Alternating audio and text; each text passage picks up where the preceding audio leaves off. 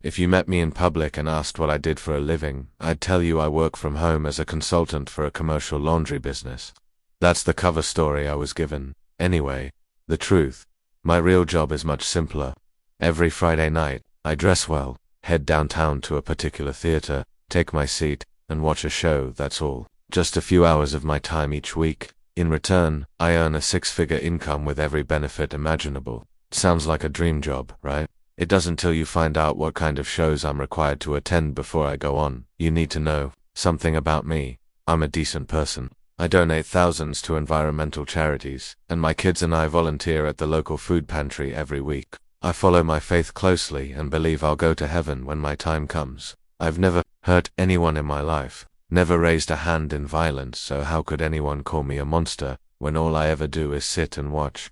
3 years ago, this job found me when I was at rock bottom. All I was told was that I'd need to attend a weekly performance at one of the city's most luxurious theaters. That was it. I didn't know a thing about theater or classical music. I thought maybe they'd confused me with some critic, but on the phone, the recruiter reassured me that no prior knowledge was required. All we ask is that you bear witness. It sounded like a scam.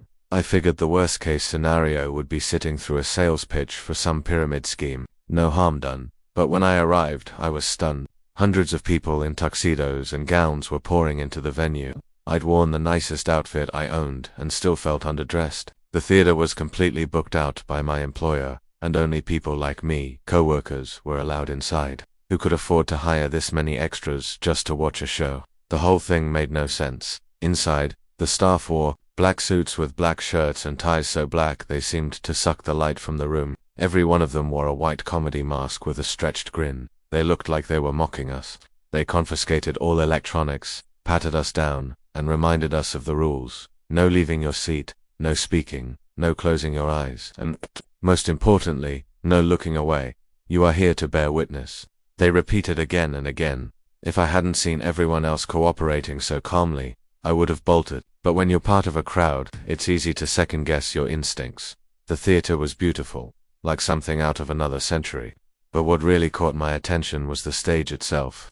It looked like a massive, exposed piano mechanism, all levers, hammers, and dozens of long piano wires stretched across it like a metallic spider's web. I couldn't begin to understand what it was for.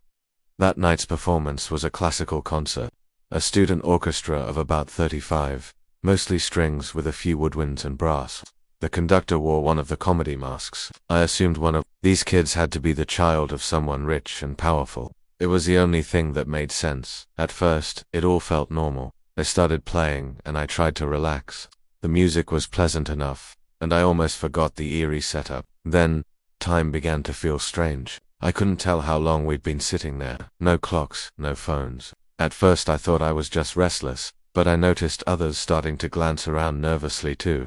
The performers also looked confused, exhausted, unsure of what was happening. Then, it began continue performing. The voice was like thunder, mechanical and furious roaring from within the stage. The wires on stage tensed, vibrating like they were alive. A girl in the violin section snapped a string, and it hit her in the eye. Blood burst from the wound, and she screamed for help. That's when the machine reacted in an instant. A wire slashed through her body. Her head, hand, and fingertips dropped to the floor, all severed cleanly. Her body followed seconds later. There was no time to process it. The machine bellowed again, continue performing. Some of the musicians tried to run. They were cut down. Before they took 2 steps, the rest sat paralyzed, now fully aware of what was at stake. And they kept playing. Their playing became frantic, discordant. Blood dripped onto instruments. Some began screaming between notes, begging us, the audience, for help. They shouted at the masked staff. They cursed us for just watching. One woman, a violinist with blonde hair, broke down. Her name, she said, was Lillian Sharp. She pointed to a man on percussion, her husband. Jeridan told us about their daughter, Mia. She told us Mia loved horses, that she was saving up for riding lessons, that she had dreams and a life, and she made us hate her not because she was cruel, but because she reminded us she was human, that this wasn't just a performance, it was murder. Someone behind me must have looked away or reached for a hidden phone. A gunshot rang out. One of the masked staff had executed them. I kept my eyes forward, The machine on stage, whatever it was, seemed alive. Its wires absorbed blood, like it was feeding. Its movements didn't follow any mechanical logic. It defied explanation. One by one, the performers collapsed. A woman on French horn dropped her instrument and whispered, "I can't," before the wires silenced her permanently. Audience stank of fear, sweat, and waste. We were trapped in silence, terrified of being next. Jared and Lillian played on together. They spoke softly to each other, trying to stay sane. They reminisced about family trips, joked about their daughter's stubbornness, promised each other they'd get out. But Jared's hand was bleeding badly. He grew faint. His grip slipped. A drumstick flew from his hand, and the wires shredded it mid-air like confetti. He ran. He'd didn't make it far. Lillian didn't scream.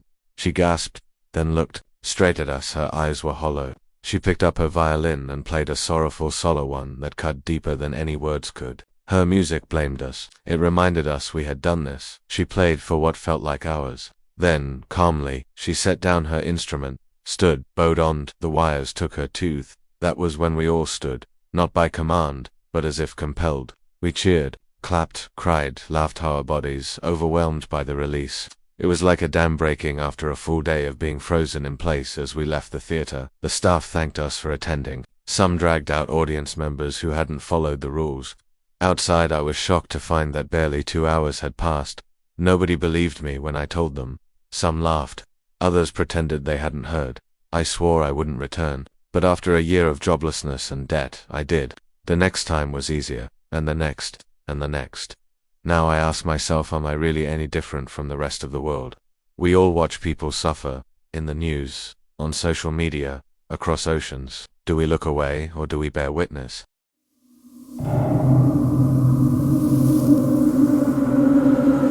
I've read countless times that writing about a traumatic experience can help heal the wounds it leaves behind. But I never believed that. Every time I tried to talk about what happened, my hands would start trembling, my chest tightening like something invisible was trying to crush me. It was like drowning in the memory all over again. So, I've stayed silent until now. Maybe writing it down will be easier than speaking it aloud. Maybe not. But I'm trying. I lived with my father my entire childhood. My mother died during childbirth, so it was just him and me. He did his best to raise me, and for the most part, life was good. I never knew my mum except through photos and stories. Dad always spoke of her with deep love, and I could see in the pictures how beautiful she was. Most of my memories growing up were happy, but the one I'm about to tell you, it changed everything. That night, I was in our basement. My dad had turned it into an entertainment haven for us. There was a pool table, a small bar that he used occasionally when friends visited, a TV with surround sound, an Xbox, and even a ping-pong table. It was our escape from the world. I was lounging on the couch around 11:30 p.m., half focused on a movie, when my phone suddenly rang. I jumped, dropping the TV remote onto the floor. Nobody ever called me that late. Not ever. When I picked up the phone, the name Dad flashed on the screen, but he was upstairs, sleeping. My heart dropped. Something felt wrong, Dad. I answered silence. I waited a second, then asked again, louder, Dad, are you there? I started walking to the basement stairs and opened the door, still holding the phone to my ear. Can you hear me? I called out. There was a faint noise on the line like someone was whispering, far away and breaking up, but before I could make it out, the call disconnected. I stared at my screen, confused. Then I hit redial. No answer, just voicemail, not twisted in my stomach. I switched on the flashlight on my phone and climbed the stairs. The house above felt cold, heavy, too quiet. I glanced down the hall and froze. That was pitch black. That wasn't right. The kitchen light was always on. Dad insisted it stayed that way to keep the bugs at bay. But now, the entire hallway was soaked in darkness. I tried to calm myself. Maybe the bulb had finally blown out. I walked carefully toward the kitchen and flicked the light. Switch. Nothing. It was already off. That creeping sense of dread returned, stronger now. I made my way to Dad's room. I hesitated at the door, unsure why I was so afraid to open it, but I did. He wasn't there now. I was panicking. I checked every room in the house, whispering his name like somehow saying it softer would protect me from whatever was wrong. The last place to check was the bathroom. When I opened the door, my world stopped there. He was my father, lying in a pool of his own blood, a deep gash across his throat. I couldn't breathe. I couldn't move. My brain simply shut down, refusing to make sense of what I was seeing. But one thing stood out with cruel clarity. His phone was in the sink, the screen still glowing. He always hated when it went dark too quickly, so he'd set the screen time out to the maximum.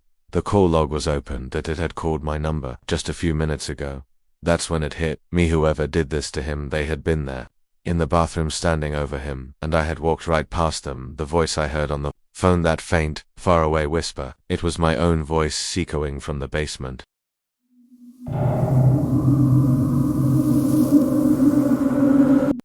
"Attention customers," a deep voice echoed over the intercom. "Please move to the back of the store immediately."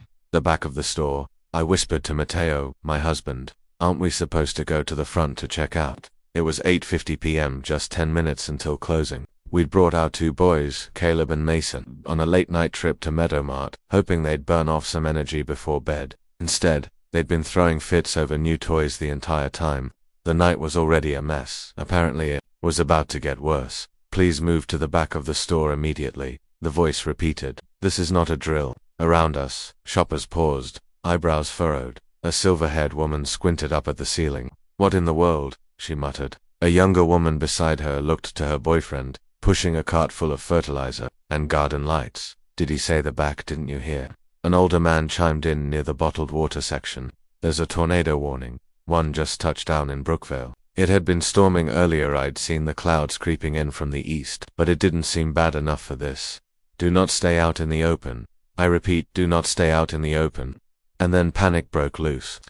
Shopping carts squealed. Across the floor, shoes slapped against tile. A chorus of nervous voices filled the air. "No, this can't be really," grabbed Caleb, the youngest, and Matteo held Mason's hand. We rushed through the toy aisle, darting past discarded merchandise, and zigzagging toward the electronics section. My eyes flicked up toward the wall-mounted TVs, and all I could imagine was the screens crashing down onto us. "Stay away from windows and doors," the voice boomed, "and do not attempt to exit the store." "Is this spot even safe?" I asked, glancing around the open electronics area. Matteo frowned to open. "I'll check if there's a break room in the back. Stay here." He vanished toward the employee area, my legs trembling. I sat on the floor between shelves of game controllers and DVDs. Caleb sipped from his bottle while Mason giggled beside me. "Will the tornado spin us around like in cartoons?" he asked. "I don't know, baby. We'd only lived in Indiana for 6 months, transplants from upstate New York. I'd never experienced a tornado warning before. Everything felt surreal." Matteo returned after a few minutes. "No luck. Everything's locked." He sat beside me, sighing. "But Fairview's a big city. Odds are it won't hit this exact spot." I nodded numbly. "I feel stupid for coming here. You couldn't have known." He placed his arm around my shoulder. "There should have been a warning, an alert, a siren." That's when the voice returned. "Do not stay out in the open. Do not make yourself visible. That includes security cameras. Please move to a location not visible to surveillance." My eyes flicked toward the dark domes on the ceiling. "What does that have to do with tornadoes?" I whispered. An uneasy chill rippled through my body. "I guess we should listen," Matteo said quietly. He picked up Mason while I carried Caleb. Together, we ducked through the aisles. The store was a bizarre mess, abandoned carts full of rotisserie chickens and picture frames, shoes lying in the middle of the floor. Shadows danced on the walls as other customers hurried past, searching for places to hide. But we turned into the seasonal aisle, cluttered with pastel-colored Easter bunnies and plastic eggs. The camera near the corridor couldn't see us here. 4 of us crouched down. "I'm hungry," Mason whined. "Mummy." I ripped open a candy bag and shoved colorful eggs into his hands. "Here, please be quiet." Another announcement crackled through the speakers. "Avoid aisles with food. If you have food, discard it immediately and relocate. If you have any open wounds, cover them." My heart lurched. "What the hell does that mean?" Matteo asked, eyes wide. I don't know. "We need to get out of here," he whispered. "But what if the storm's outside? Listen, do you hear anything?" I held my breath. Nothing. No howling wind. No rumbling. "I think the tornado story's a lie," he said. "We have to go." Then the next message erased all doubt. "Assume a fetal position. Cover your head. Close your eyes and do not open them under any circumstances." We didn't wait another second. Matteo took Mason's hand and ran. I followed with Caleb clutched tight. We raced through housewares, past frozen foods, past the checkout aisles. The glass exit doors loomed ahead like salvation, but they didn't open. "No. Come on." Matteo pounded against the glass. I clawed at the frame, trying to wedge it open. Locked. "They locked us in." I whispered. "I want to go home," Mason said, his voice quivering. Caleb let out a soft cry. Then I noticed someone sitting by one of the checkout aisles. A store employee. He was slumped forward, head down, facing away from us. Blue vest, golden name tag. Hey, we're stuck. Let us out. He didn't respond. What's he doing? Mateo muttered. A wet, smacking sound echoed faintly. I squinted. The employee's shoulders moved, like he was chewing. The intercom clicked. Do not speak to any store employees. My blood went cold. The chewing stopped. Slowly, the man rose. His palms pressed onto the conveyor belt. They were slick with blood. Then he started turning. Run. Mateo shouted. We bolted. My breath was ragged. I could hear heavy steps behind us. We ducked into the clothing section. Mateo turned sharply into the dressing area and flung open one of the small rooms. We slammed the door shut and locked it. Huddle up, I told Mason. Be silent. Please, baby. Mateo took out his phone. I'll call 911. No signal, he muttered after a second. Nothing. Thump. We froze under the dressing room door. Black shoes, a slow step forward, then another. Caleb whimpered in my arms. A hand appeared under the door, pale and bloodstained, sweeping across the tile like it was searching. Please no. The figure lowered himself. I could see the blue vest now, his torso, then his face. His skin was corpse-like, pale and sickly. His lips curled into a grin that stretched too wide, and his eyes were milk white. No irises, no pupils. I opened my mouth to scream attention. Shoppers, the speaker chimed. Please bring your items to the front. The store will be closing in 10 minutes. What? In a blink the man vanished. We heard a dragging sound, something being pulled across the floor, and then silence. A few minutes passed. I slowly opened the door. The store looked normal. Shoppers lined up with carts. Employees scanned items. The exit doors slid open when people walked through them. The same older man from earlier passed by. What was that? I asked, voice shaking. He smiled. Guess the tornado missed us. We got lucky tonight. And just like that, he disappeared through the doors.